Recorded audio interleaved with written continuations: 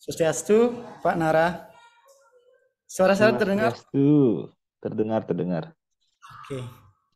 Selamat siang dari Bali. Pagi Selamat dari siang.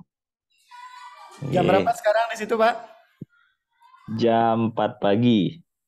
Ah, ya, anak-anak dengarkan ya perjuangan Pak Nara untuk sharing ke kalian jam 4 ya. Oke, kita mulai saja ya karena semua sudah masuk. Anak-anak yang lain bisa dihidupkan kameranya kalau koneksinya oke ya.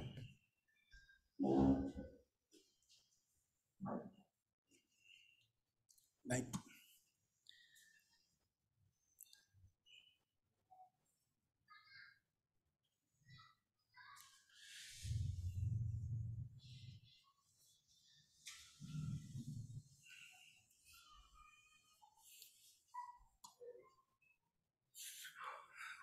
Eh, Om Swastiastu, Pak Nara, dan anak-anak semua.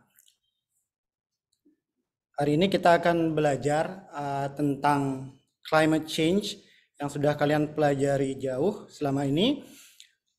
Seperti yang teacher sampaikan dan teacher janjikan, teacher mengundang seorang sahabat ya, Pak Nara, seorang dosen di Universitas Udayana. Nanti Pak Nara akan perkenalkan diri lebih jauh.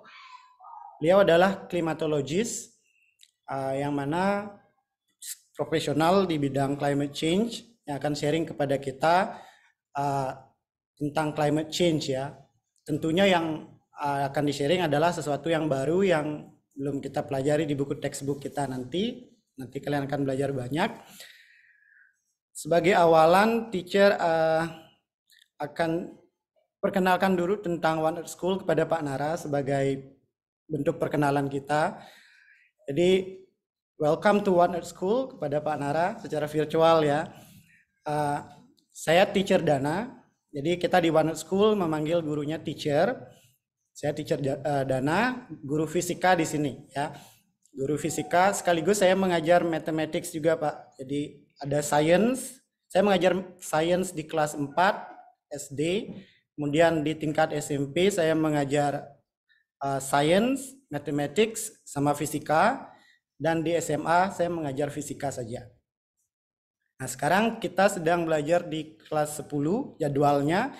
Tetapi karena saya merasa kalau kelas 10 saja terlalu sedikit untuk mendapatkan informasi yang bagus ini. Jadi saya juga mengkondisikan agar kelas 11 dan 12 bisa ikut bergabung bersama kita. Sehingga nanti apa yang di-sharing oleh Pak Nara itu banyak dapat manfaat ke anak-anak SMA begitu. Nah, One Earth School ini adalah sebuah sekolah swasta yang terletak di Glogorcari, Pak Nara. Glogorcari masih Denpasar punya. Jadi kita sekolah kecil, lokasinya tepat di belakang Sunset Haris Hotel ya, Haris Hotel Sunset Road. Satu sekolah ada PG-nya, ada TK, SD, SMP, dan SMA. Nah, kita sekolah yang berdiri dengan visi yang kita sebut One Earth, One Sky, and One Humankind. Jadi basically sekolah ini didirikan dengan value kemanusiaan. Jadi agar anak-anak yang kita didik di sini bisa merasakan bahwa mereka semuanya sama gitu. Samanya itu bagaimana? Sama-sama tinggal di bumi yang sama gitu, di bawah langit yang sama, dan sama-sama satu umat manusia gitu. Jadi itu value yang kita pegang di sekolah ini. Nah tentu karena kita pegang One Earth, One Sky, One Humankind ini, kita juga berhubungan erat nih dengan lingkungan, dengan alam di mana tempat kita tinggal. Yang specifically itu terkait dengan One Earth, tempat di mana kita tinggal. Nah ini foto-foto ini adalah beberapa kegiatan kami di sekolah. Jadi spesifik terkait dengan pendidikan untuk hidup berkelanjutan atau kita sebut education for sustainable development, itu di One Earth School kita sudah mempraktekkannya sejak sekolah ini didirikan ya. Didirikan 2009. Jadi ini ada beberapa foto tentang education for sustainable yang kita praktekkan. Yang kita praktekkan daily basis ya, yaitu piket harian yang diputar gitu. Jadi siswa SMP, bukan dari SMP saja, SD, SMP, dan SMA, ini mereka dibagi dan bekerja sama untuk melakukan piket harian yang berhubungan dengan ESD ini. Nah, ini gambar pertama. Di sekolah kami tidak ada kantin, jadi kita punya dapur, ada mbok-mbok yang masak, dan masakan di sekolah kita itu fully vegetarian, tak ada daging sama sekali. Jadi semua anak, semua guru memakan masakan yang sama dari dapur ini. Gitu. Tidak ada kantin, jadi tidak ada belanja. Nah, yang vegetarian ini salah satu dari praktek ESD. Nah, nanti limbah dari dapur itu kita akan buatkan kompos juga, di mana daily basis ini piket harian. Selain kompos, kita juga sampah plastik kita pilah. Kita bekerja sama dengan Eko Bali untuk sampahnya ini. Nah, yang plastik yang masih bisa diolah itu kita buatkan eco brick. Jadi anak-anak setiap hari secara bergiliran piket itu membuat eco brick. Plastik setelah dipilah dicuci dulu dengan deterjen, kemudian dikeringkan, sudah kering nanti baru dicacah dan dimasukkan ke eco brick, itu piketnya harian. Nah, nanti komposnya itu kalau sudah jadi itu kita lanjutkan ke kebun. Ya, kita berkebun dengan kompos itu. Selain kebun kita juga punya bisnis hidroponik yang dikelola oleh anak-anak, di mana mulai dari penanaman sampai penjualannya itu, kemudian ada workshop untuk orang tua, itu dilakukan secara independen oleh anak-anak melalui piket harian ini. Jadi kayak mengurus perairannya gimana dan seterusnya itu anak-anak melakukan.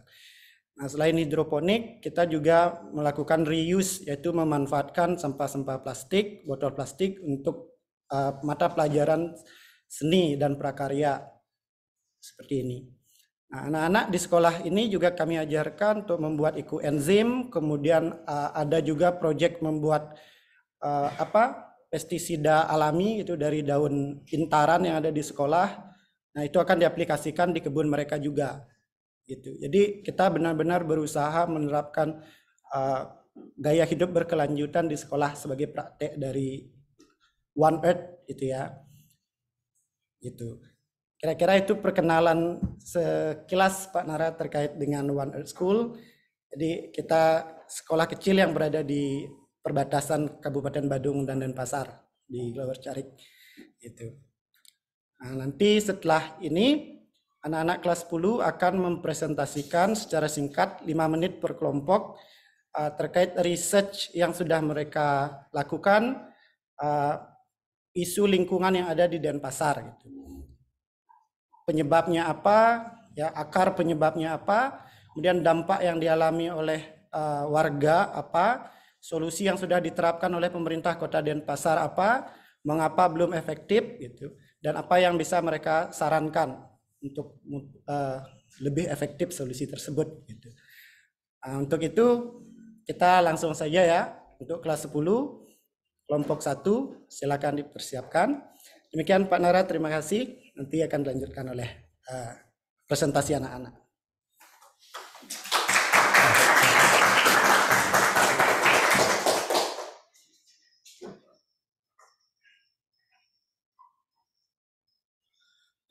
Selamat siang, Teacher Rana, selamat siang teman-teman dan Pak Nara. Perkenalkan, nama saya Abi Sheka, saya adalah perwakilan kelompok 1 bersama rekan saya Surya. Dan hari ini saya akan mempresentasikan mengenai isu sampah yang kita temukan di area Kota Denpasar. Ya, yang pertama saya akan membahas mengenai masalah. Jadi apa sebenarnya masalahnya? Di sini ada 2 masalah yang kita temukan, yaitu yang pertama itu adalah menumpuknya sampah di TPS di Denpasar dan limbah sampah di Tukat Badung.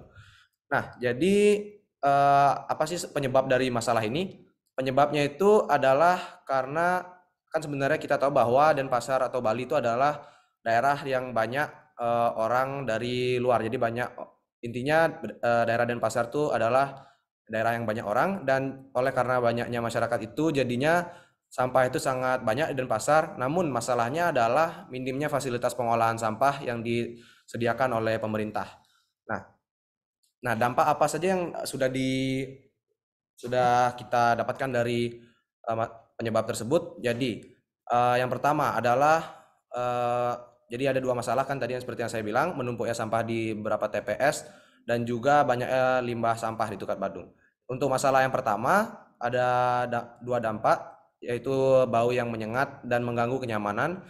Jadi di sini saya mengambil dari sumber, ada sebuah artikel yang dimana seorang jurnalis itu mewawancara seorang tukang parkir yang bekerja di dekat daerah TPS ini, dan keluhan yang ia sampaikan adalah banyak orang ketika mereka melewati TPS ini, mereka mencium bau yang menyengat dan mengganggu kenyamanan mereka ketika ya lewat. Dan hal lain yang terjadi adalah fasilitas masyarakat itu terganggu. Jadi seperti yang bisa dilihat di gambar pertama yang di atas itu, ini gambarnya saya ambil dari Google Map, bisa dilihat bahwa sampah dari TPS itu sudah meluap sampai ke jalan, sehingga menghalangi orang-orang yang ingin lewat di jalan itu.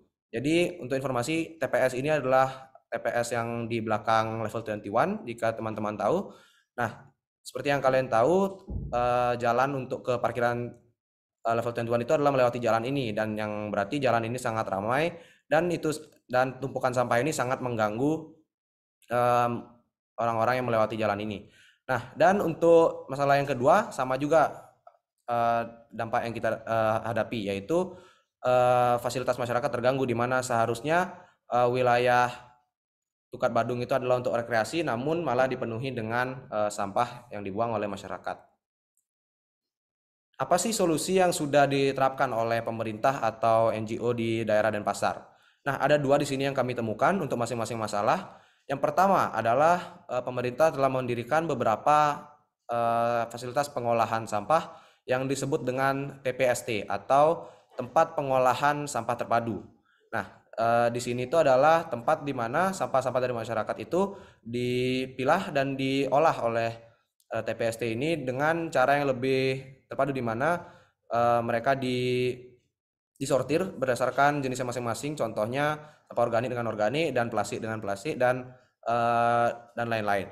Nah, namun solusi ini memiliki kekurangan, yaitu karena rumitnya sistem pemilahan sampah yang ada di TPST ini. Jadi sampah yang mampu dikerjakan oleh TPST ini hanya dapat mengcover area yang ada di sekitar TPST tersebut. Contohnya kemarin kami siswa Wonder School sempat mengunjungi TPST Samtaku yang ada di area Badung, di mana salah satu orang yang bekerja di sana menceritakan bahwa TPST tersebut hanya mampu mengcover sampah dari sekitar desa-desa yang ada di sekitar sana.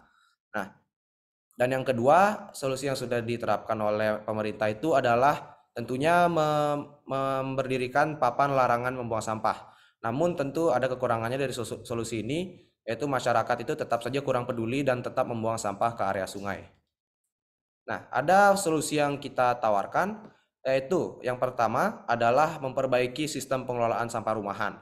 Di sini kami lihat masalah utamanya adalah karena masyarakat itu tidak memiliki jangkauan terhadap fasilitas pengolahan sampah yang memadai, di mana solusi yang kami tawarkan di sini adalah agar pemerintah Denpasar dapat membagikan beberapa tong sampah yang sudah dipilah dari rumah, karena seperti yang sudah saya sampaikan, salah satu kelemahan dari TPST tadi adalah karena sampah-sampah yang datang ke TPST itu sebelumnya belum dipilah, dan yang membuat berat pekerjaan TPST itu adalah sistem pemilahannya. Nah, saya rasa bahwa solusi dari masalah ini adalah perbaikinya dari akarnya, yaitu dari sumbernya, yaitu dari masyarakat, di mana masyarakat itu sebaiknya menyortir sampahnya mulai dari rumah sendiri. Dan oleh karena itu TPST tersebut akan mampu berjalan dengan lebih lancar. Dan solusi lain juga adalah dengan memperbanyak jumlah TPST, di mana yang kita tahu sekarang TPST di Denpasar itu masih dapat terhitung sedikit. Nah, dan yang kedua, untuk masalah sampah yang ada di sungai itu, solusi yang kami pikirkan itu adalah sebenarnya solusi yang sudah diterapkan oleh beberapa NGO juga di Bali, contohnya seperti Sungai Watch dan lain-lain, mungkin pernah teman-teman lihat, yaitu adalah dengan menciptakan alat perangkap sampah seperti yang ada di gambar kedua di bawah, di mana ada sesuatu yang disebut dengan trash barrier, sehingga jika ada sampah yang melewati area sungai tersebut akan terperangkap dan lebih mudah untuk dibersihkan oleh masyarakat. Ya, sekian dari presentasi kami. Terima kasih.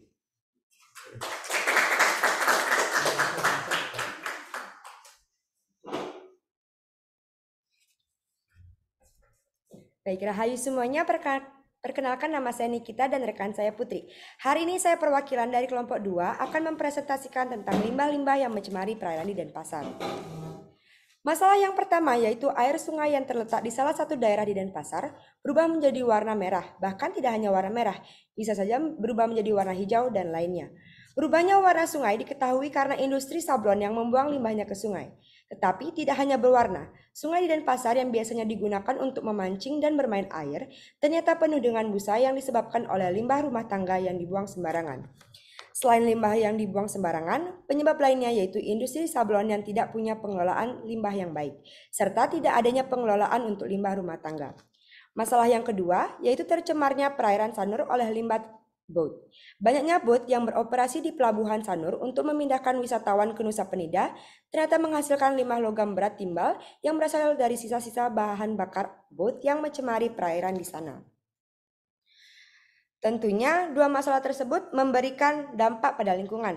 Dampak yang pertama, sungai yang tercemar limbah sablon dan limbah rumah tangga ternyata berpotensi untuk merusak ekosistem di sungai. Contohnya, ketika masyarakat ingin memancing, banyak biota laut yang mati termasuk ikan, yang akan mempengaruhi seluruh ekosistem. Yang kedua, aktivitas masyarakat pastinya terganggu, karena busa yang mencemari sungai ternyata berpotensi untuk terbang ke jalanan. Sedangkan perairan yang tercemar limbah sungai memberikan dampak pada lingkungan berupa biota laut yang teracuni. Solusi yang telah diterapkan oleh pemerintah yaitu memberikan penyuluhan tentang pembuangan limbah di sungai kepada masyarakat dan industri. Namun sayangnya solusi ini belum efektif karena masyarakat bisa saja melanggar hal tersebut. Sedangkan untuk limbah logam berat, kami belum melihat pemerintah menawarkan solusi.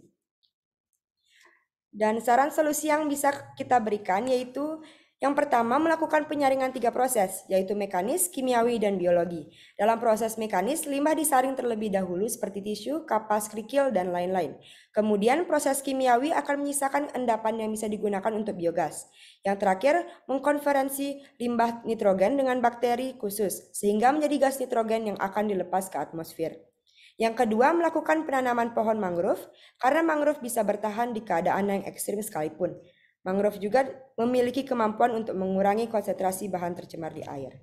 Saja, terima kasih.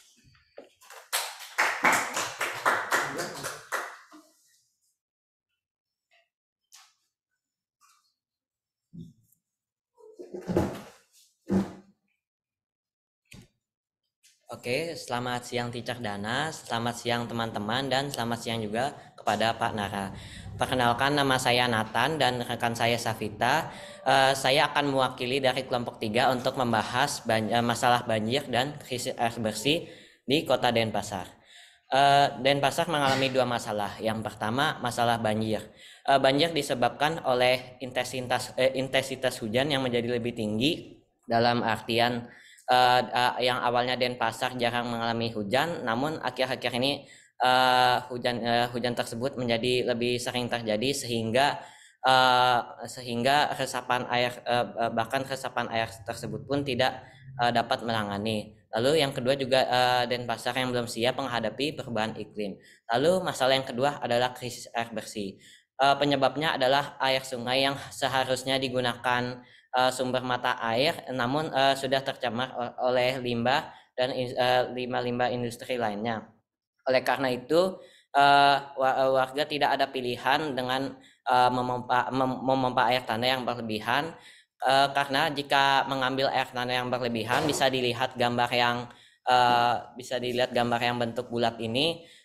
Ini yang warna biru muda adalah air tanah dan samping kanannya adalah air laut.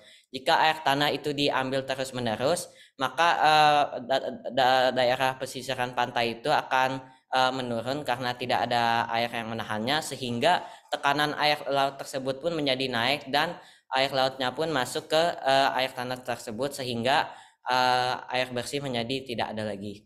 Nah, usaha yang dilakukan oleh pemerintah ada dua, yaitu perbaikan dan pemeliharaan saluran drainase, seperti di gambar yang pertama ini melakukan pembersihan selokan. Lalu yang kedua, revitalisasi waduk di Tukat Badung. Bisa dilihat yang gambar kedua, waduk Tukat Badung ini sudah bersih dan tidak ada sampah lagi yang tercemar.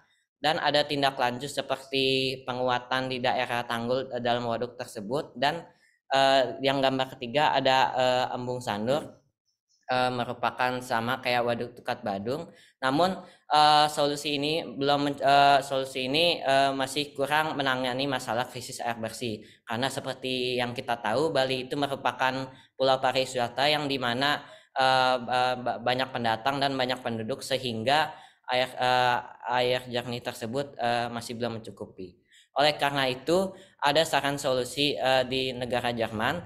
Nah, di Jerman itu terdapat Sungai Rhine namanya, yang sempat tercemar dari limbah industri. Namun, negara Jerman tersebut berupaya untuk membangun satu pabrik di mana penjernihan air sungai. Bisa dilihat di gambar yang paling kanan ini, di mana proses pertama air dijernihkan secara mekanis, lalu yang kedua dijernihkan secara kimiawi, di mana dimasukkan suatu bahan kimia, lalu yang menyebabkan kotoran halus tersebut terangkat dan air tersebut lebih mudah untuk disaring. Dan proses terakhir adalah setelah dijernihkan yang kedua tadi, akan dicek kadar bakterinya, apakah air tersebut udah bisa memenuhi standar kualitas kejernihan air tersebut. Nah, saran solusi yang terakhir untuk masalah banjir adalah sistem penampungan air bernama pipi monyet. Sedikit filosofi, pipi monyet itu biasanya menyimpan makanan dalam pipinya dan menelannya jika monyet tersebut sudah lapar. Sama seperti penampungan air, pada saat musim hujan, sistem penampungan pipi monyet ini akan menampung air terlebih dahulu sebanyak mungkin. Lalu pada saat musim kemarau, ini akan pintu aliran tersebut akan dibuka dan air bersih disalurkan seperti irigasi disalurkan menuju persawahan. Dan untuk rekomendasi, pipi monyet ini sebaiknya dibangun di daerah Jalan Pura Dermak dan di bagian Denpasar Barat. Mengapa? Karena lokasi ini tersebut adalah daerah yang rendah, sehingga jika terjadi hujan turun, air tersebut bisa mengalir ke sistem penampungan tersebut dan bisa bermanfaat dengan baik. Sekian dari kelompok 3, terima kasih.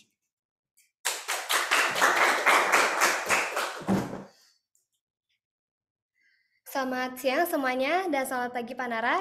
Perkenalkan, nama saya Syakti dan rekan saya Gauri. Di sini saya akan mewakilkan kelompok terakhir yang akan membahas mengenai alih fungsi lahan dan juga krisis pangan yang ada di Denpasar.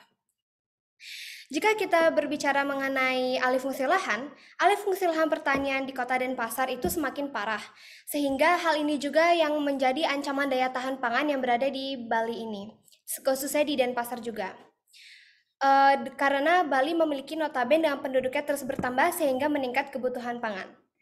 Alih fungsi lahan tidak bisa dibendung dari akibat dari pesatnya pembangunan dan pengurangan lahan pertanian yang semakin masif. Pengaruh lainnya alih fungsi lahan karena minimnya penerus bertani. Saat ini yang tersisa yang ingin meneruskan cara bertani tersebut hanyalah orang tua saja. Tidak banyak anak-anak muda atau generasi muda yang tertarik untuk bertani karena dianggap petani merupakan berada di posisi paling bawah dalam strata sosial. Sedangkan faktor penyebab krisis pangan antara lain lahan yang berkurang. Selain lahan, petani jarang juga salah satu penyebab, dikarenakan orang-orang masih menganggap petani yang berada di bawah strata sosial tersebut.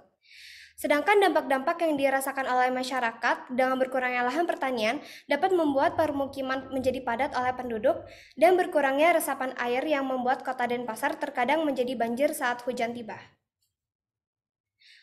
Dan juga harga bahan pangan meningkat yang dikarenakan hasil panen yang gagal, juga dikarenakan cuaca ekstrim seperti yang kita sudah rasakan sebelumnya, yaitu pemanasan global. Berikut adalah grafik pengurangan lahan dari tahun 2016 sampai 2019. Pada tahun 2016 ada sekitar 2.444 hektare dan turun menjadi 2.409 pada tahun 2017. Pada tahun 2018 kembali mengalami penurunan sehingga menjadi 2.170 hektare dan pada tahun 2019 menjadi 1.958 hektare. Solusi pemerintah Denpasar untuk menanggulangi hal tersebut dikatakan bahwa Dinas Pertanian mengaku telah melakukan beberapa upaya. Salah satunya adalah dengan menjadikan lahan pertanian menjadi agrowisata. Kedepannya, Dinas Pertanian mengatakan ingin menjadikan pertanian yang efektif dan efisien sesuai keadaan perkotaan agar petani bisa mendapatkan penambahan pendapatan dan peningkatan prasarana pertanian untuk menjadikan sawah sebagai agrowisata. Tidak hanya itu, pemerintah Denpasar juga sudah gencar mengajak anak muda sekalian untuk bercocok tanam dengan cara memberikan modal seperti uang, bibit, tanah, alat-alat, dan lain sebagainya. Nanti hasil jualnya akan dibagi kembali oleh anak muda yang ikut serta dalam berpartisipasi bercocok tanam ini. Tetapi kita juga memiliki kelebihan dan juga kekurangan dari solusi dari pemerintah ini. Yang pertama dari agrowisata, ada biaya tinggi karena membangun agrowisata itu membutuhkan biaya yang lumayan banyak. Yang kedua mengenai perubahan lingkungan, karena pertanian dapat mengalami perubahan lingkungan yang tidak baik akibat pembangunan agrowisata. Ketiga, konsekuensi terhadap produksi tanaman. Agrowisata memerlukan pertanian memerlukan pemeliharaan yang rutin dan berkelanjutan untuk menjaga kualitas dan keindahan lingkungan juga. Pertanian dapat mengalami penurunan produksi jika lahan pertanian digunakan sebagai agrowisata. Karena fokus agrowisata ini adalah pada pariwisatanya sendiri, bukan pada cara bertanam atau cara bercocok tanamnya. Dan yang terakhir yaitu mengenai pengelolaan sampah. Agrowisata dapat menimbulkan masalah pengelolaan sampah dan lingkungan jika pengelolaan sampah ini tidak dilakukan dengan baik. Yang kedua, mengajak generasi muda untuk bertani. Yang pertama itu mengenai keterbatasan lahan dan peralatan. Keterbatasan lahan dan peralatan juga dapat menjadi hambatan untuk melibatkan lebih banyak anak muda dalam pertanian. Bertani masih dianggap sebagai pekerjaan yang kurang bergengsi oleh sebagian orang, terutama generasi muda, sehingga tidak sangat kecil kemungkinan untuk mengajak para muda, anak generasi muda untuk ikut bercocok tanam. Yang ketiga, sistem pertanian yang kurang modern dan kurang efisien dapat menghambat kemampuan anak muda untuk menghasilkan hasil panen cukup besar dan menguntungkan, sehingga sulit untuk memotivasi mereka untuk terlibat dalam kegiatan pertanian. Solusi yang sudah diterapkan untuk masalah yang sama, yang sudah diterapkan oleh negara lain juga, yang pertama dengan menggunakan sistem insentif fiskal atau bekerja sama dengan sektor swasta. Negara yang menggunakan sistem ini, seperti pajak tanah yang lebih tinggi untuk lahan yang tidak produktif, untuk mendorong pemilik lahan mempertahankan penggunaan lahan yang saat ini. Contoh negara yang sudah menerapkan saran ini yaitu Australia, Amerika Serikat, Kanada, dan Singapura. Bisa juga dengan bekerja sama dengan sektor swasta dan masyarakat untuk mengatasi masalah alih fungsi lahan. Misalnya dengan negara menawarkan bantuan keuangan atau teknis kepada perusahaan agar mereka beroperasi dengan cara yang lebih bertanggung jawab terhadap lingkungan. Solusi kedua yaitu dengan meningkatkan minat anak muda di bidang pertanian. Seperti contohnya memberikan akses pendidikan dan pelatihan di bidang pertanian, memberikan dukungan keuangan dan non-keuangan bagi petani muda, mengembangkan dan menerapkan teknologi pertanian terkini, dan menyediakan kesempatan untuk berpartisipasi dalam kegiatan pertanian. Beberapa negara yang telah melakukan dan sukses dengan solusi ini yaitu Jepang, Amerika Serikat, dan Korea Selatan. Di sekolah kami, YNS School, kami sudah menerapkan bercocok tanam di lahan yang sempit dengan menggunakan hidroponik. Hal ini mengajarkan kita untuk bisa membuat pangan dengan hal-hal yang terbatas dan mengajarkan kita untuk membuat makanan sendiri. Hidroponik ini juga praktis dan juga unik, dan tentunya ini bisa menjadi solusi untuk orang-orang di Denpasar yang ingin bercocok tanam tetapi tidak memiliki lahan karena lahan di Denpasar sangatlah terbatas. Sekian dari kami, terima kasih.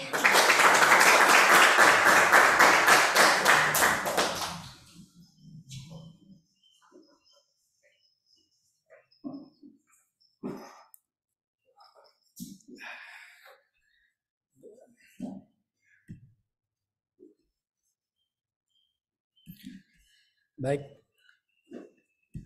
demikian presentasi project ya anak-anak kelas 10 di mana mereka melakukan research. Jadi kita sudah belajar tentang climate change, penyebabnya, kemudian dampaknya bagi masyarakat di penjuru dunia ya, kita belajar. Dan kelas 10 mencoba melihat dampak climate change itu di kota kita, yaitu di Denpasar. Tadi ada 4 isu lingkungan yang mereka amati. Yang pertama tentang sampah ya dan pengelolaannya. Yang kedua tentang limbah cair ya. Jadi kayak limbah rumah tangga, kemudian limbah industri dan juga boat yang ada di Pantai Sanur. Kemudian yang ketiga tadi ada banjir dan intrusi air laut sama isu air bersih di Denpasar. Dan yang terakhir tadi ada alih fungsi lahan. Jadi ada 4 topik utama yang diamati. Nah, sekarang kita akan minta Pak Nara untuk sharing sekalian memberikan input bagi proyek kelas 10 yang sudah dilakukan tadi dan sharing tentang mungkin ada fakta-fakta tentang climate change terbaru karena Pak Nara kan seorang peneliti lingkungan juga dan iklim yang tidak kita temui di textbook yang kita pelajari ya, karena untuk pergi ke pendidikan dasar dan menengah dari saintis itu kan prosesnya panjang. Jadi mungkin di pendidikan itu agak sedikit terlambat ya dibandingkan dengan di dunia kampus mungkin atau di dunia ilmiah ya di tingkat kampus. Demikian nanti Pak Nara akan sharing kurang lebih 30 menit maksimum dan kita akan akhiri dengan Q&A dari anak-anak. Demikian ya Pak Nara. Siap. Baik, terima kasih. Bisa dilanjutkan. Ya, terima kasih Teacher Dana ya. Terima kasih teman-teman semua, adik-adik semua. Ya, saya izin sambil share screen ya. Boleh di enable dulu sama host mungkin. Siap Pak. Sebentar Pak. Ya pertama sih saya nanti masukkan untuk keempat kelompok mungkin saya sambil di presentasi saya ya. Kayaknya ada beberapa hal yang terkait langsung. Jadi saya bisa cerita langsung. Baik. Terus, oke, bisa. Oh ya, ini saya backgroundnya pakainya belakangnya ada ini ya, ada saljunya karena sekarang lagi badai salju di luar. Cuman lagi gelap banget jadi saya nggak bisa ngeliatin. Jadi saya liatin ini Exeter Cathedral namanya di di kota saya sekolah. Jadi ya kurang lebih pemandangan seperti inilah. Kalau ada cahaya ini lagi gelap soalnya masih jam 5 pagi. Bentar, saya mau share screen mana nih? Oh ini.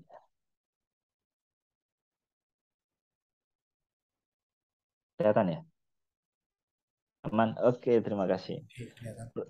Pertama tadi dengar penjelasan tentang One Earth, terus presentasi adik-adik ini sebenarnya saya lumayan iri ya. Soalnya dulu saya sekolah kok nggak ada sekolah semacam ini ya. Kalau ada mungkin saya pilih sekolahnya ke One Earth aja kali dulu.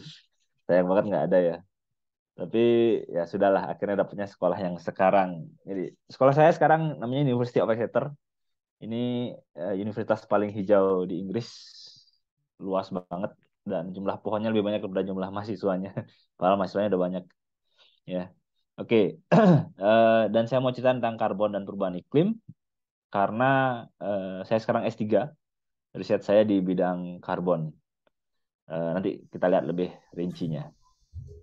Kenalan sekilas dulu, nama lengkap saya Ida Bagus Mandara Brasikar, biasanya dipanggil Nara. S1 saya di Bandung, di ITB, ngambilnya meteorologi. Bagi yang nggak tahu meteorologi itu ilmu cuaca sederhananya. Kemudian saya lanjut S2 saya di London, di Inggris, Imperial College London namanya. Saya ngambil Environmental Technology, teknologi lingkungan sederhananya. Jadi itu penggabungan antara science, hard science dengan social science gitulah kurang lebih. Dan S3 saya ambilnya adalah matematika iklim. Jadi ya belajar iklim, climate yang seperti teman kalian, tapi basicnya mathematics. Itu di University of Exeter namanya. Lokasinya di Inggris juga, cuman nggak di kota lah, agak di kabupaten gitulah kurang lebih. Tapi saya lebih happy di sini sih karena ya lebih tenang lah. Ya. Oke, S2 saya ya di London. S2 saya adalah saat pertama kali saya keluar negeri. Saya bukan dari keluarga yang mampu terus terang. Jadi jangankan ke London, ke Singapura pun saya yang dekat nggak mampu dulu ya. Tapi akhirnya saya bisa keluar negeri karena sekolah dan karena beasiswa tentunya ya, dibiayai negara. Dan nggak mudah tentunya di sana ya, karena ya bahasa Inggris semua. Saya shock juga, sempat depresi, hampir gagal lulus, tapi akhirnya bisa lulus juga dengan selamat. Syukur, kalau nggak mungkin nggak ada di sini. Ya, terus saya pulang, S2 saya selesai, kemudian saya pulang langsung ke Bali karena saya cita-cita emang pengen pulang ke Bali. Saya nggak tertarik di kota besar. Nah, saya mengajar di Universitas Udayana di Fakultas Kelautan dan Perikanan, tapi saya ngajarnya ke meteorologi laut, perubahan iklim dan sejenisnya. Kemudian di luar kampus saya punya startup sendiri namanya Gria Luhur. Nanti teman-teman bisa googling lah. Ada banyak Instagram juga ada. Jadi ini bank sampah digital dan sudah cukup besar. Ada sekarang ada di Bali, di Jawa, Kalimantan dan ntar lagi masuk Sulawesi. Unitnya sudah ada ratusan ya. Nasabahnya juga ada banyak banget. Nah, ini sekalian mau menjawab tadi kelompok satu yang masalah ya. Nah, kalau tadi kalau saya seumuran kalian saya belum mampu sih presentasi di level itu. Cuman karena saya sudah lebih lebih banyak lah belajarnya, saya bisa kasih beberapa komen. Jadi pertama kalau melihat isu sampah seperti tadi, itu menurut saya itu belum masalahnya bukan pada penumpukan sampah atau sampah di sungai. Itu adalah dampaknya ya, akibatnya gitu. Nah, kalau kita tracking ke belakang lagi, masalahnya itu jauh lebih dalam lagi. Kalau saya sih biasanya sederhananya bilangnya adalah ini masalahnya di pemilahan di level sumber. Sumber itu maksudnya adalah level rumah tangga, dari tempat tinggal, dari tempat usaha segala macam. Di situ yang nggak ada. Itu yang membuat karena memilah sampah itu luar biasa beratnya kalau teman kita punya gudang ya kalau di Galuh ini ada gudang sampahnya. Memilah sampah kayak levelnya kayak Samtakku TPST itu wah aduh mengerikan lah ya kalau sampah itu sudah tercampur. Tetapi kalau sampah itu belum tercampur tapi dipilah sebelum masuk pengelolaan itu bisa jauh lebih mudah bisa dilakukan. Nah itu pendekatan yang kita pakai ya. Karena masalahnya adalah di sana gitu. Karena mau berapapun kita punya TPA pun nggak akan pernah cukup kalau kita nggak menyelesaikan di sana gitu ya. Dan terus terang kalau teman-teman tanya semua siapa yang desanya atau dekat rumahnya mau ada TPA, nggak ada yang mau kan? Nah jadi gimana dong jawabannya? Jadi ya harusnya emang kita mengurangi yang berakhir menjadi sampah tercampur. Tapi kalau kita bisa pilih non organiknya, plastik segala macam, ada yang bisa bermanfaat jauh lebih banyak lah. Ada yang bisa jadi uang, ada yang bisa jadi kompos segala macam. Jadi kurang lebih itu poin saya penekanannya ya, terhadap isu ini. Dan ini berkaitan juga nanti dengan isu limbah cair. Sebenarnya sampah itu juga limbah, tapi dia limbah padat gitu ya. Limbah padat, limbah cair. Kalau limbah cair itu pengelolaannya memang harus khusus dan sayangnya memang di kita belum ada ya. Dan itu memang harus tersistem lah kalau limbah cair itu beda beda pendekatan. Kalau ini kalau sampah limbah padat itu kita masih bisa approach by bottom up dalam artian masyarakat yang starting gitu. Dan ini juga sangat berkaitan dengan isu di banjir ya teman-teman. Karena pertama kita harus paham di negara tropis seperti kita di Bali Indonesia ini heavy rain-nya lebih tinggi. Jadi curah hujan tinggi dibanding saya sekarang di Inggris ini curah hujannya kecil banget kok ya. Nah, itu sanitasinya itu berbeda gitu ya. Di sini sanitasinya yang di sini aja dengan curah hujan yang rendah sanitasinya itu besar-besar banget dan punya pengelolaan sistem yang jadi kalau di London itu dia ada Sungai Thames kan namanya. Tadi ada Jerman ada Sungai Rhine ya. Ya, mostly Europe country itu big city-nya itu berada di sungai. Jadi di sana air sungai itu nggak sembarangan loh. Itu air sungai itu nggak bisa sembarangan buang limbah. Jadi air sungai itu selalu diambil, diolah dan kembalikan ke sungai lagi gitu. Dan makanya kalau kita kayak saya di rumah ini saya minum dari keran ini bisa karena sudah diolah ya. Nah di kalau lihat banjir itu seperti kemacetan sebenarnya. Itu masalah debit kan. Jumlah yang datang yang masuk tidak sama dengan yang ada position yang ada gitu kan. Jadi jalan tuh anggaplah jalan sebagai sungai, kendaraan sebagai air. Kurang lebih itu sama gitu. Jadi ya air itu ya kaburnya karena nggak ada tempat aja kan itu sifat air ya alami. Nah, tadi bagus-bagus solusinya, tapi salah satu yang mau saya tambahkan kalau boleh itu adalah apa sih yang bisa kita lakukan dari bawah ya. Nah, itu hal yang sederhana tuh kayak biopori, sumur resapan ya. Ya, ketimbang kita ini ya menuntut pemerintah kan prosesnya lebih lama ya. Tapi kita starting dari rumah bisa kok dari hal yang kecil. Kalau di rumah saya kita buat biopori. Itu paling sederhana. Jadi kita bisa sampah organiknya bisa di sana gitu. Gitu. Oke. Saya lanjut dulu perkenalannya. Jadi saya ini ada beberapa penghargaan pernah saya dapat dari pemerintah Inggris, UK Alumni Award. Terus saya pernah ke Amerika juga, ke Kentucky, ini belajar tentang sampah juga ya. Jadi tadi yang ada nunjukin apa limbah cair yang 3 tingkat. Nah itu saya main-main ke sana lah kurang lebih. Ke TPA-nya juga segala macam. Terus juga dapat MG Prize on Science and Technology. Ini juga karena aplikasi tadi ya, karena startup saya. Kemudian juga Future Leader untuk anugerah ASN untuk PNS. Saya PNS. eh Terus oke, saya lanjut. Tadi ini kelompok 4 yang belum saya bahas ya. Itu nggak saya bahas karena berkaitan dengan kerjaan saya yang sekarang.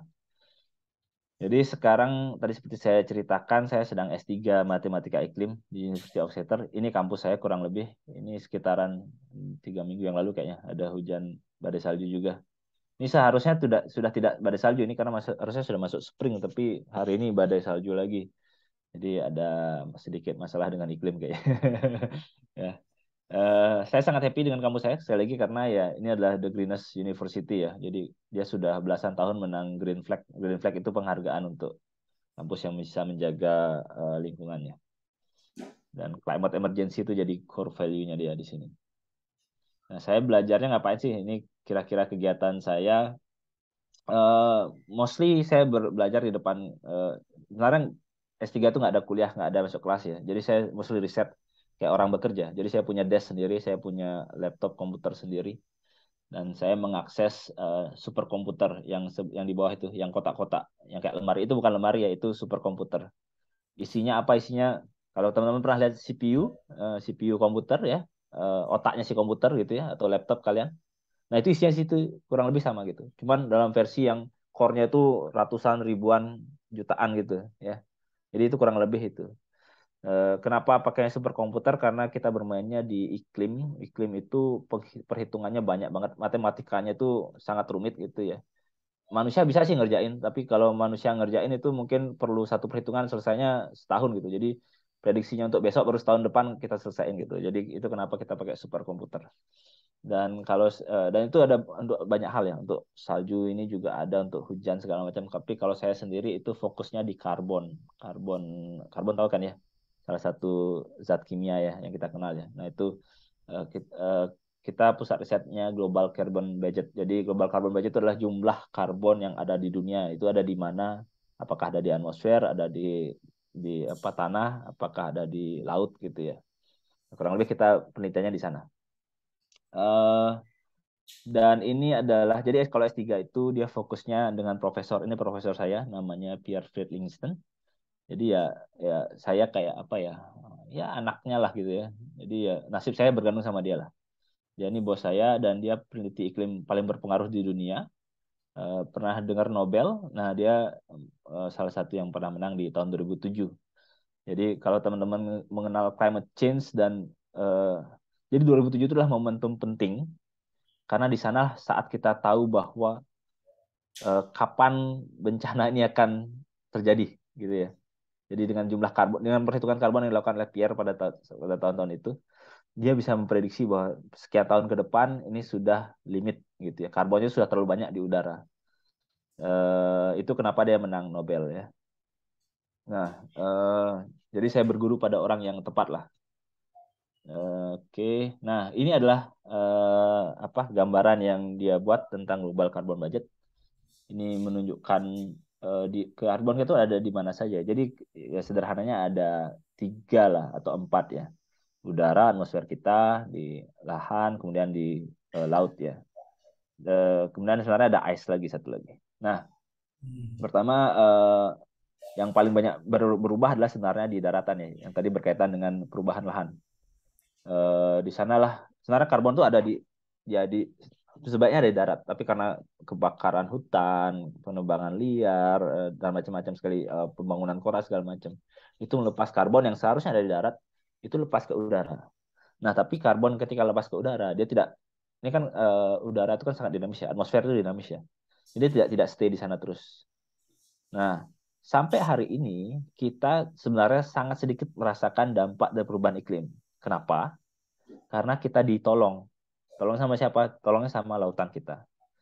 Jadi sepertiga dari karbon yang lepas ke udara itu kurang lebih itu sekarang diserap oleh laut kita. Itu kenapa laut kita yang panas, ada yang bleaching koralnya itu terjadi. Jadi kita memang tidak merasakannya langsung sekarang gitu ya. Karena masih dibantu, ditahan oleh laut kita. Jadi mereka yang mati duluan lah kurang lebih gitu. Nah, cuman ini ada batasnya. One day ketika ini batasnya lewat, dia kayak apa ya, meledak gitu loh. Dan itu ketika itu sudah terjadi itu nggak bisa ditarik mundur. Kalau sekarang masih bisa nih, masih ada harapan nih. Itu kalau itu sudah lewat gitu, namanya tipping point kalau kita mengenalnya. Lewat tipping point-nya itu sistemnya sudah langsung kacau, berubah. Oke. Nah, menariknya, nah ini yang di atas itu adalah diagram jumlah karbon yang ada di udara kita ya di udara emission yang lepas. Dan setiap tahunnya ternyata bertingkat terus dan tingkatnya semakin tinggi.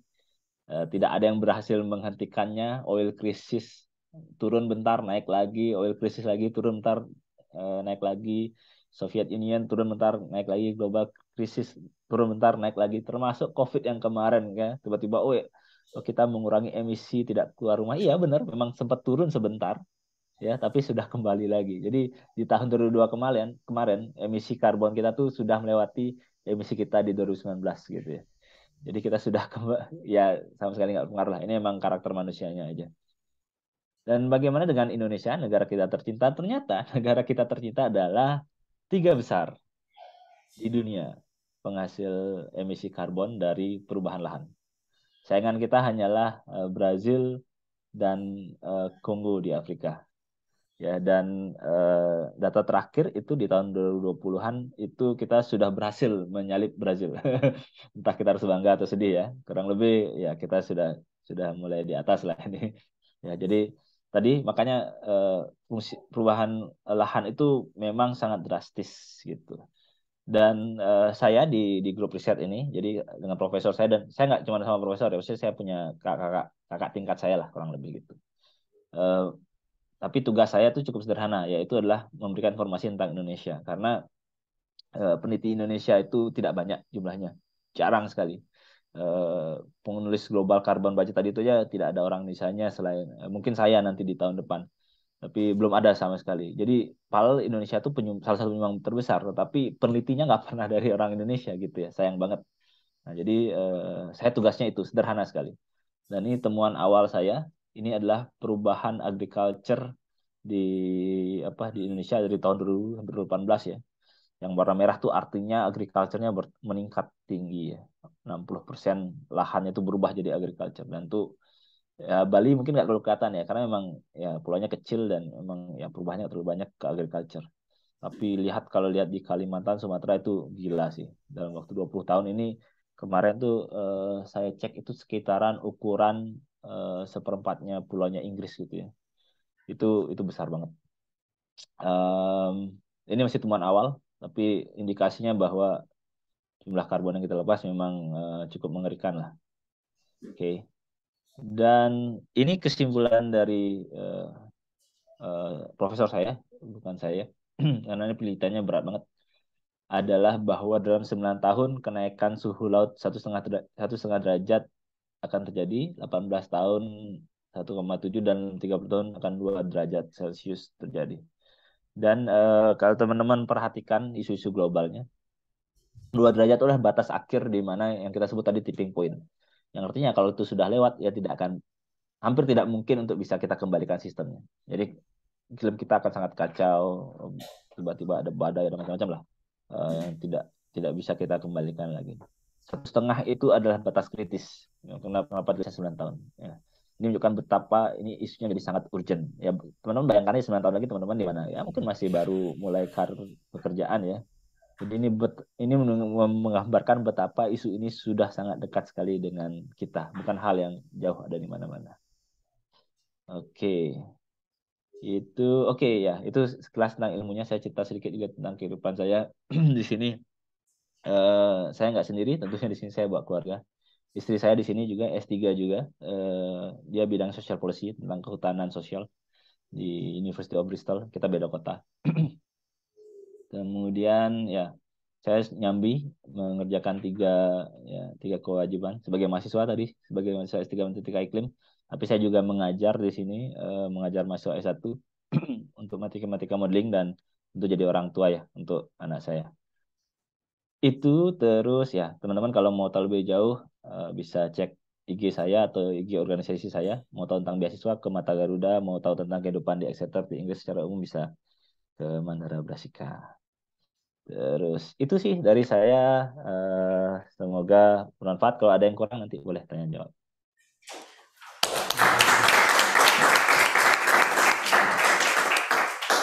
Baik, terima kasih banyak atas sharingnya. Apa yang disampaikan Pak Nara tadi, itu ada beberapa yang kita pelajari ya tentang karbon ya. Grafiknya itu tadi, tapi yang ditunjukkan oleh Pak Nara itu kayak terbaru gitu. Sedangkan yang ada di buku kita itu udah terakhir tahun berapa ya? 2018 ya? 2020 terakhir. Dan kita dapat informasi baru juga bahwa ternyata Indonesia nomor 3 penyumbang karbon. Dan itu nah ada di buku kita ya. Yang kita pelajari di buku kita itu Pak Nara bahwa karbon ini meningkatkan suhu di permukaan bumi gitu. Dan sumbernya dari beraneka ragam, salah satunya dari agriculture yang Pak Nara sebutkan tadi, bahwa pertanian itu menimbulkan, kita tidak melihat karbon ya, tetapi metananya ada karbonnya juga. Berapa CH4 ya katanya ya, ada karbonnya juga, dan kita tidak menyangka bahwa itu berefek sekali gitu ya. Kita juga belajar bahwa laut menyerap karbon dan terjadi coral bleaching dan sebagainya juga kita pelajari di buku, dan banyak lagi tadi yang disampaikan Pak Nara ternyata terkait juga yang kita pelajari.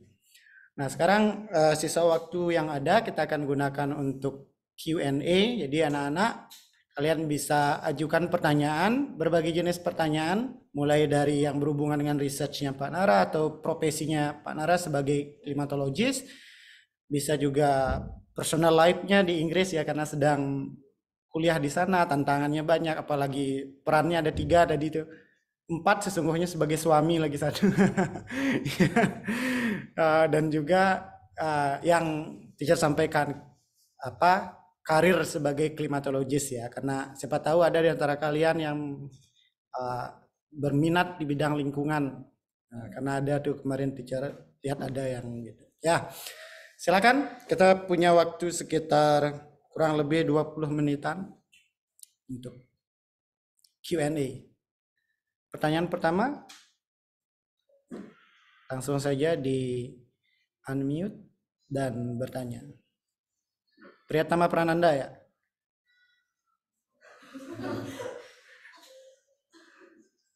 Oh, sedang connecting. Ada pertanyaan? Oke, dari Shakti, silakan. Langsung sini.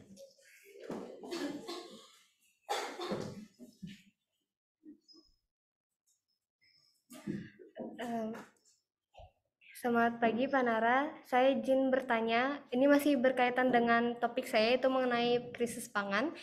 Karena kita di sini kita secara global itu sudah mengalami penurunan alih fungsi lahan dan juga mengalami krisis pangan. Maka dari itu diciptakanlah sebuah penemuan yang dinamakan dengan kapsul makanan. Jadi menurut Pak Nara sendiri, apakah hal itu akan membantu karena apa saja dampak yang akan kita rasakan atau dampak yang ditimbulkan dengan adanya kapsul makanan tersebut? Mungkin bisa dimulai dari sampah kapsulnya itu kan mungkin akan menjadi lebih banyak dan mungkin akan menimbulkan sampah lebih banyak lagi. Yang kedua itu, apa yang akan dirasakan oleh konsumen itu sendiri dan apakah ini bisa mengatasi kelaparan global, karena dengan adanya kapsul makanan kita tidak perlu untuk bercocok tanam dalam jumlah yang lebih banyak lagi. Terima kasih. Ya, ini ada pelajaran penting yang teman-teman harus tahu. Kapsul makanan sebagai salah satu contoh yang baik ya. Tapi ini bisa berlaku dalam banyak hal ya. Yaitu masalah sentralisasi ya. Kita sering sekali berusaha memberikan solusi yang sebenarnya adalah masalah baru. Contoh, kendaraan listrik.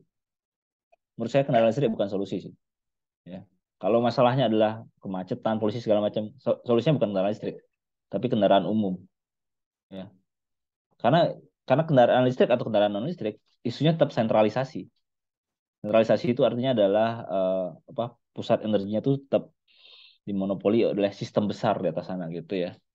Itu termasuk. Nah, dalam isu kapsul makanan itu juga memberikan solusi dengan cara memberikan masalah baru sebenarnya gitu ya.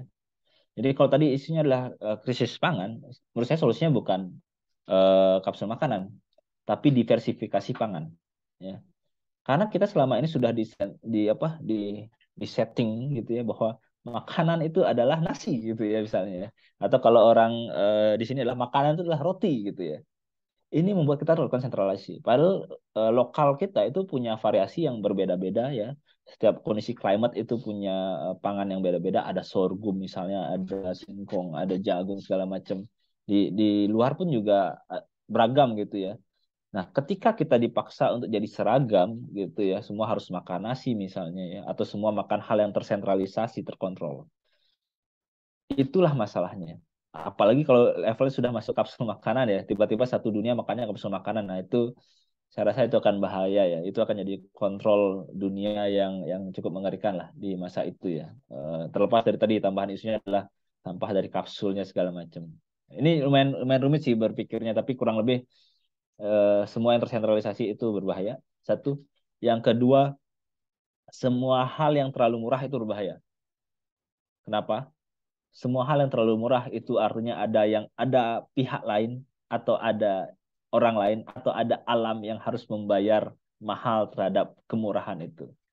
Contoh pakaian kalian. Kalau pakaian kalian murah banget itu kemungkinan besar mungkin dibuatnya di Bangladesh gitu ya, di mana pekerjaan dibayar murah menggunakan tinta yang paling murah segala macam.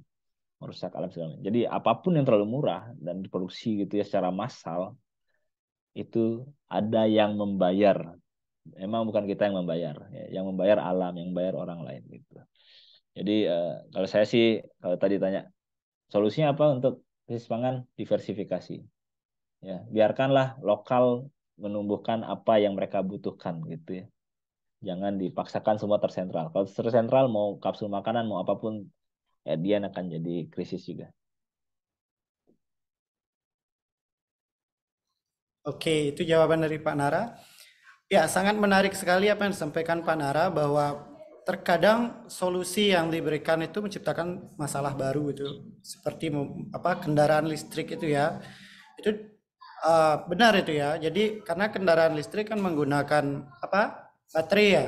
Dan baterai ini bisa saja tidak terus-terusan bisa dicas gitu. Suatu saat dia akan rusak dan harus diganti dan itu berpotensi menjadi masalah baru, menjadi sampah baru. Dan sangat menarik juga tadi yang disampaikan bahwa ketika kita mendapatkan sesuatu yang easy atau murah harganya, sesungguhnya sisa yang mahalnya itu ya, itu pindah ke tempat lain gitu yang disampaikan ya. Dan seringkali itu yang membayar itu alam. Dan kita akan dapat bayaran balik suatu saat nanti. Gitu. Bagus sekali ya pertanyaannya. Ada lagi? Pertanyaan dari lain? Kelas 11? Oke, kelas. Oke, dari Safita dulu. Silakan. Nah, ini Safita. Safita ini tertarik untuk mengambil bidang lingkungan untuk kuliahnya ya. Silakan. Selamat pagi Bapak. Saya ingin bertanya. Saya pernah membaca sebuah riset yang mengatakan bahwa bumi akan kembali ke zaman es pada tahun 2030. Jadi dikatakan bahwa bumi akan berdingin ya. Dan apakah dampak dari apa pengaruh climate change terhadap bumi yang akan balik ke zaman es ini? Dan pertanyaan kedua, karena banyak sekali masalah lingkungan dan tadi dikatakan bahwa Indonesia penyumbang 3 karbon terbesar di dunia, apakah jurusan atau pekerjaan yang sedang sangat dibutuhkan oleh Indonesia, Pak. Terima kasih.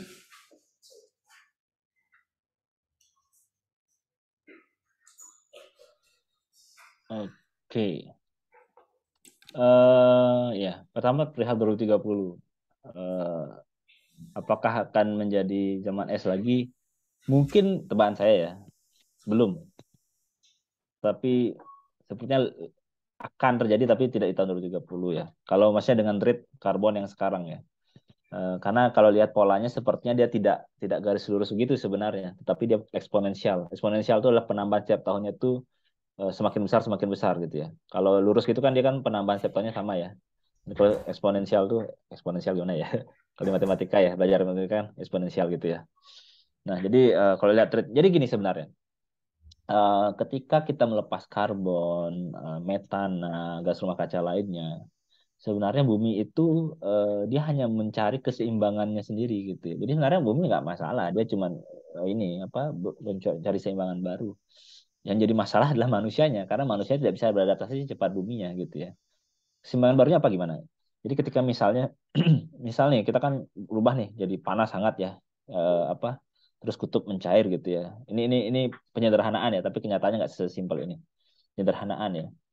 Nah, tapi kan bumi itu tetap berotasi, tetap berevolusi ya. Maka dia akan membentuk kutub-kutub baru gitu. Nah, di mana kutub-kutub baru itu terjadi, kemungkinan besar terjadinya adalah di tempat-tempat kehidupan manusia sekarang berada gitu.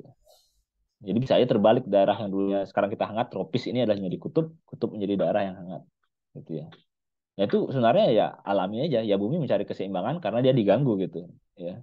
Jumlah karbonnya harusnya segini kok jadi banyak, ya dia mencari keseimbangan baru. Sederhananya cuma seperti itu. Jadi bumi itu ya cuman mencari seimbang. Kitanya yang tidak mampu untuk beradaptasi terhadap keseimbangan baru tersebut gitu.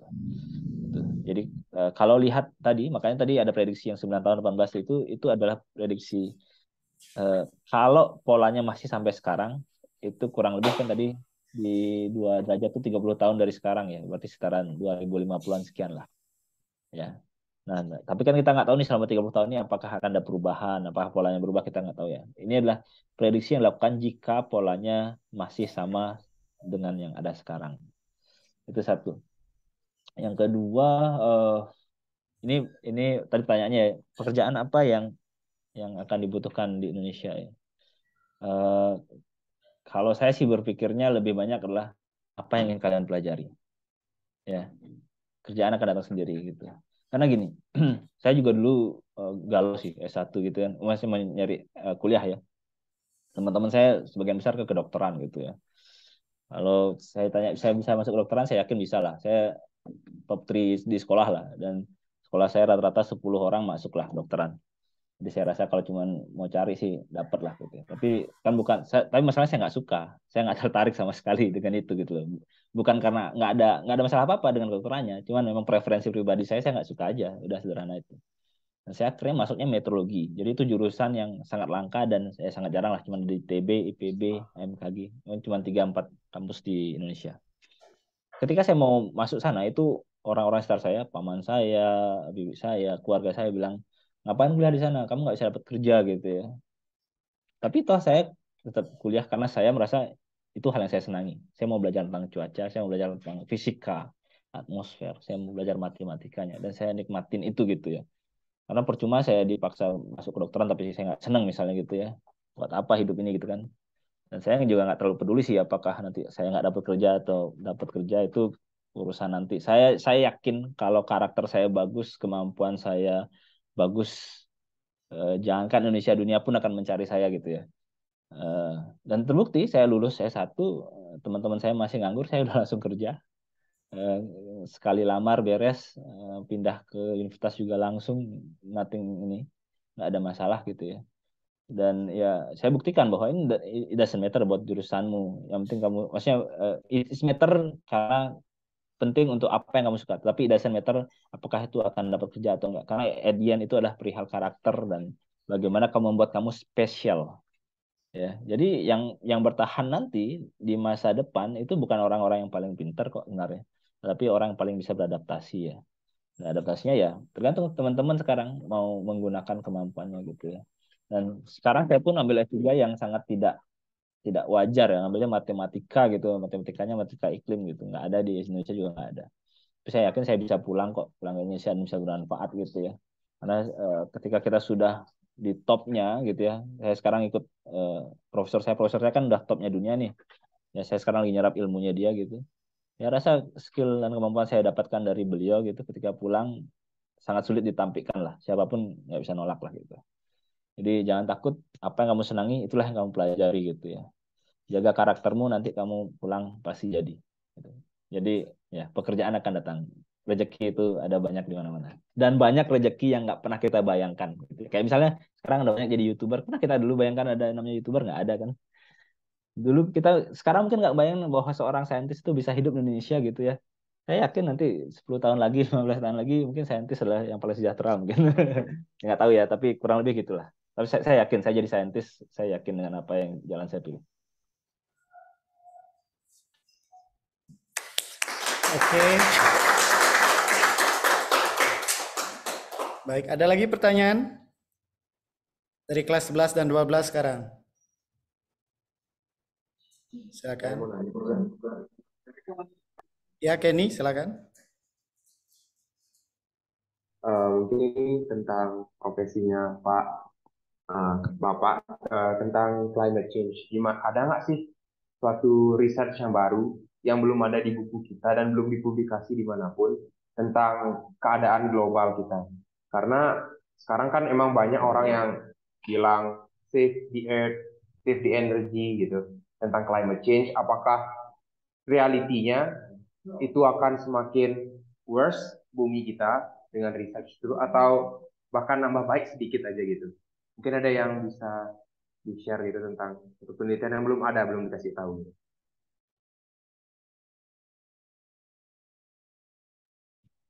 Kalau penelitiannya belum dipublikasikan, kemungkinan besar saya pun tidak tahu ya. Oke, itu satu. Terus yang kedua, sepintar-pintarnya saya tidak bisa mengetahui semua hal di dunia ini gitu ya. Jadi hal yang paling khas dari seorang S3, dia itu punya pengetahuan yang sangat tajam tetapi sangat fokus sekali. Jadi kayak kalau teman-teman misalnya tanya saya tentang apa ya, hujan gitu misalnya, kayak apa ini pasti tahu dah. Nggak juga, saya nggak belajar di sana gitu. Atau climate change tentang apa, coral bleaching itu saya nggak tahu juga gitu karena saya nggak belajar sana, saya fokus gitu. Dan orang-orang yang fokus tuh diperlukan di dunia ya. Dan jadi kalau ditanya apa, apakah ada, mungkin ada yang sedang dikerjakan dan belum publish, tapi sekarang arus publikasi itu kan cepat banget ya. Jadi apa, kalaupun sekarang nggak tahu ya, tinggal tunggu beberapa bulan atau setahun paling lama pasti sudah tahu kok ada yang baru. Dan dari segala yang saya ikutin ya, di luar yang saya pelajari langsung gitu ya, maksudnya saya ikut seminar segala macam, 80% peneliti agree, 40-90% agree on that it worse now. Jadi dan it still worse. I mean that apa, kita sudah ikut berbagai konferensi internasional ya, COP udah berkali-kali ya, pemerintah US, China bertemu, negara G20 segala macam kebijakan. Sampai hari ini sih belum ada yang benar-benar berdampak secara nyata. Ya, kebanyakan masih gimmick-gimmick lah. Belum tahu 5 tahun ke depannya, tapi sejauh ini yang kita lihat sampai hari ini, karbon, metana segala macam semuanya masih menuju ke arus yang sama untuk become worse. Jadi ya harapan 9 tahun, 30 tahun yang tadi itu masih ada harapan kemungkinan besar terjadi.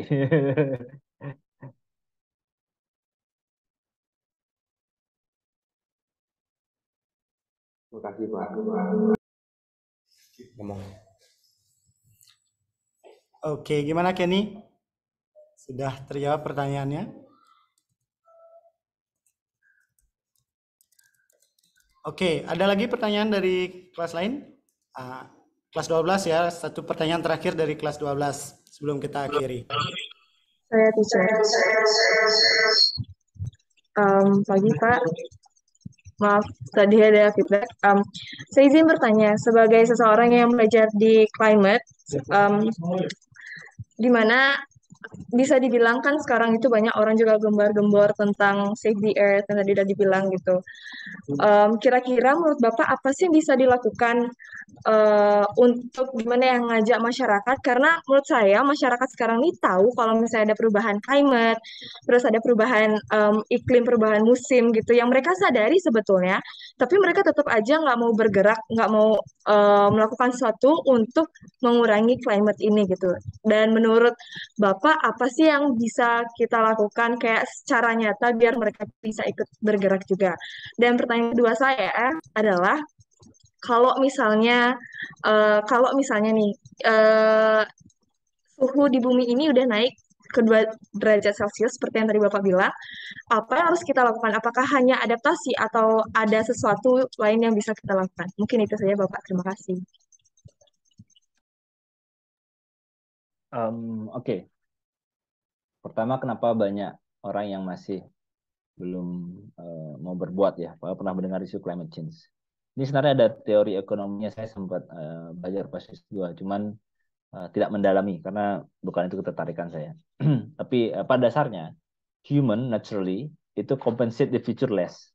Artinya adalah hal-hal yang masih dianggap di masa ke depan belum terjadi pada dirinya sekarang, itu dia nilainya rendah. Ya, termasuk climate change, karena sebagian besar orang baru mendengar saja climate change. Dampak langsungnya itu belum terlalu terasa sebenarnya ya. Ya mungkin lah kita ada lebih banjir gitu ya, tapi kan kayak oke lah saya masih bisa pakai jas hujan, saya bisa ya diam aja di rumah sehari 2 hari nggak masalah gitu ya. Karena tadi dampak climate change itu sekarang masih ditanggung sama lautan kita yang luas ini gitu. Jadi dampak langsungnya kita tuh masih sangat sedikit. Itu kenapa sebenarnya sangat sulit untuk bisa mengajak orang melakukan perubahan secara signifikan ya, karena dampaknya mereka masih jauh lah, itu masih 9 tahun lagi gitu ya, masih 18 tahun lagi gitu ya. Apalagi yang ngambil kebijakan mungkin saya lagi 5 tahun aja pensiun, itu kan masih 9 tahun ya, ngapain saya ngurusin, kurang lebih gitu ya. Nah, apa yang kalian bisa lakukan? Ya kalian bisa bikin campaign yang jelas ya. Tapi sebelum masuk ke sana, yang jauh lebih penting adalah belajar yang benar. Yang benarnya dalam artian gini, masalahnya kita adalah sekarang arus informasi itu kan terlalu besar ya. Kita sangat sulit untuk mengetahui kebenaran yang benar. Ya. Kita terdisrupsi oleh berbagai banyak informasi yang benar, yang salah, kita juga kebingungan kan. Nah, mengedukasi diri dengan benar adalah jalan terbaik yang kita punya sekarang gitu ya. Karena kitalah jadi agen-agen untuk menyampaikan kebenaran yang sesungguhnya gitu ya. Teman-teman inilah gitu ya. Jadi ya, tugas utama kita sekarang belajar. Itu kenapa saya belajar sampai setinggi-tingginya, sampai sejauh-sejauh ini ya karena itu. Karena dengan memiliki kebenaran yang sesungguhnya, saatlah kita bisa menyampaikan kebenarannya. Dan ya nanti tinggal tunggu waktu lah kapan kita. Dan kalau Indonesia semakin banyak punya orang yang mengetahui kebenaran yang sesungguhnya, tinggal tunggu waktu sebenarnya mereka jadi pengambil kebijakan, mereka jadi sekarang mereka akan bisa melakukan perubahan itu nanti gitu ya. Eh, dan skalanya nggak harus skala langsung besar gitu, skala kecil mungkin teman-teman dari skala sekolah kalian dulu, mungkin skala pertemanan kalian dan seterusnya. Itu yang bisa kalian. Tadi apa pertanyaan kedua ya? Aku lupa ya. Betul.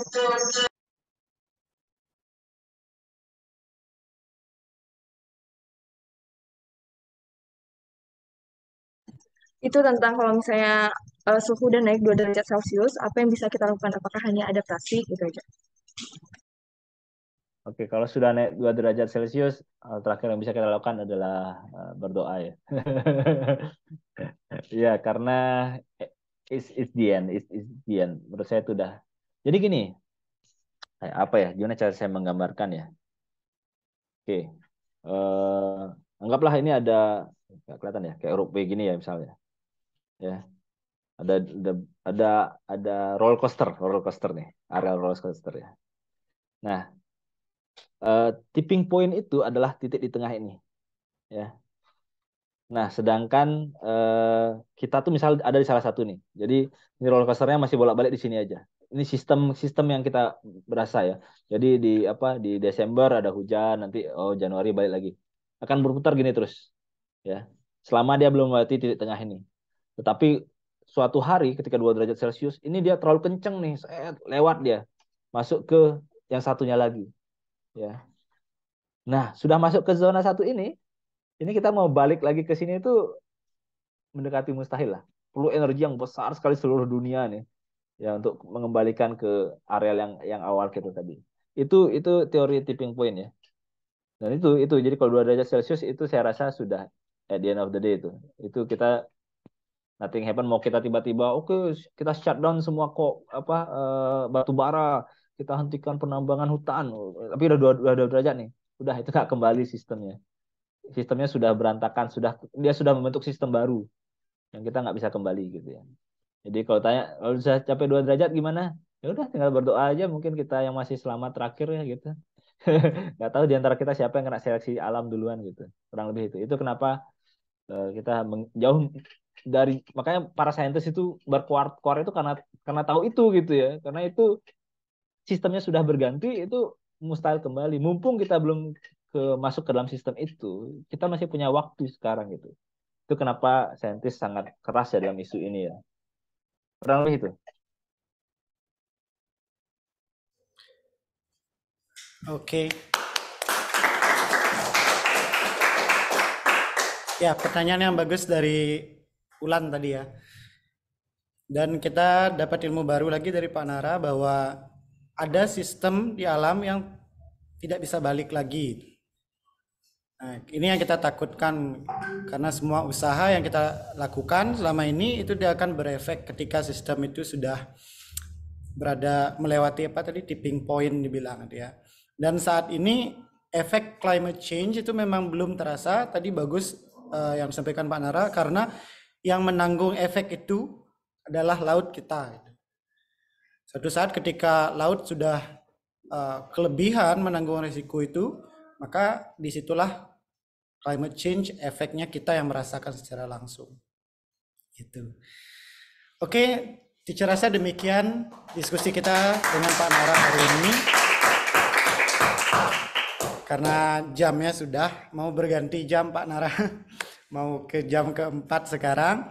Diskusi yang sangat luar biasa sekali. Saya secara pribadi, secara profesional, saya sebagai guru senang sekali. Ini pengalaman pertama saya mengundang profesional ya di bidang topik yang kita pelajari ke dalam kelas dan mendapatkan langsung pengetahuan yang real dari profesional di bidang topik yang dipelajari gitu.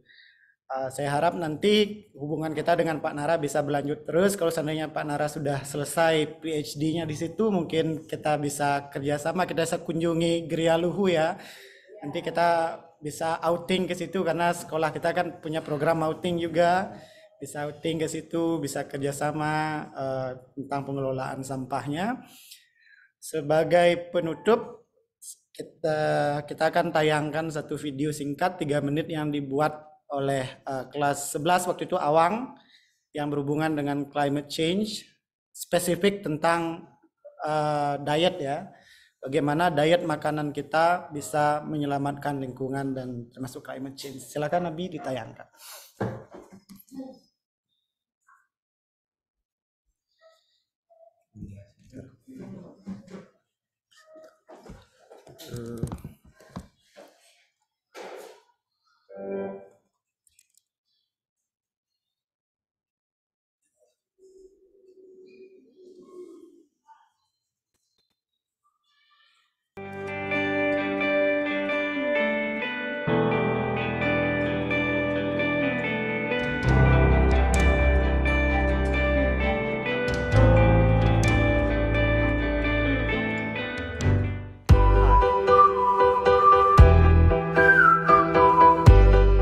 Hi, these children behind me are helping to solve one of the world's biggest problems. Hi. Let me tell you what that problem is. 1/4 of all greenhouse gas emissions come from the food industry. And according to data, more than half of food emissions come from animal products, such as processed beef, pork, chicken, lamb, and etc. Meat eaters make up 89% of the world's population. This means that every meat eater in this world contributes to the one thing we all fear the most: climate change. We at One Earth School are applying a simple diet that can save this planet. It's called a plant-based diet, where we eat only food that comes from plants and doesn't include animal ingredients. If everyone followed that simple diet by 2050, we all can help reduce food-related global emissions by 60%. That's a very big impact.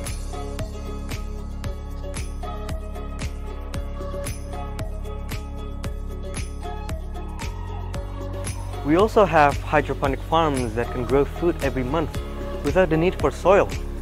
We don't eat animals because we respect them, we appreciate them, and we love them. But there's another problem with a plant-based diet, and that is food waste.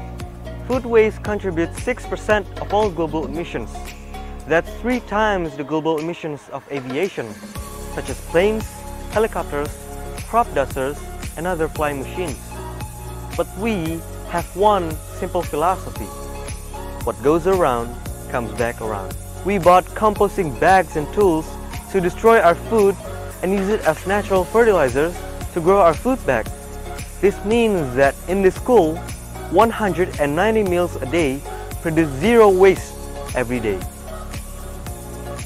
We have very little time to save planet Earth. If we continue to do nothing, then our future generations would cease to exist. If nature isn't kept healthy, then humans won't survive. The future is in our hands. So step up and eat less meat.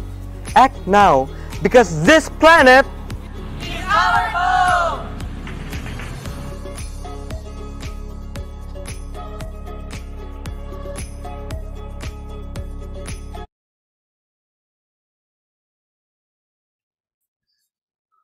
Oke, demikian Pak Nara diskusi hari ini. Terima kasih sebanyak-banyaknya untuk Pak Nara. Kita beri tepuk tangan untuk Pak Nara. Ya, atas diskusi kita hari ini. Tadi sudah disampaikan sekarang tadi jam 4 pagi di situ, sekarang jam 5. Bagaimana perjuangannya, bangun ya. Kita akhiri pertemuan hari ini dengan foto session mungkin Pak. Sebagai dokumentasi foto session. Silakan semuanya dihidupkan kameranya. Abi bisa dibantu. Teacher hitung sampai 3 ya. 1, 2, 3. Lagi sekali. Kayak bebas ya. 1, 2, 3. Oke, baik demikian Pak Nara dan teman-teman semua.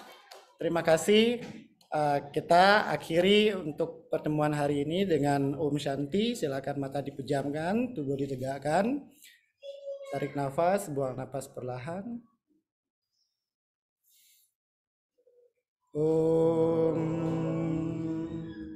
Shanti, Shanti, Shanti. Terima kasih sekali lagi untuk Pak Nara. Sampai jumpa nanti di Bali. Sampai jumpa di Wonder School Pak Nara. Sampai jumpa. Terima kasih. Baik, saya akhiri ya. Terima kasih Pak.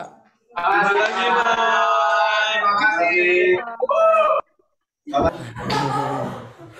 Nggak di stop dulu ya.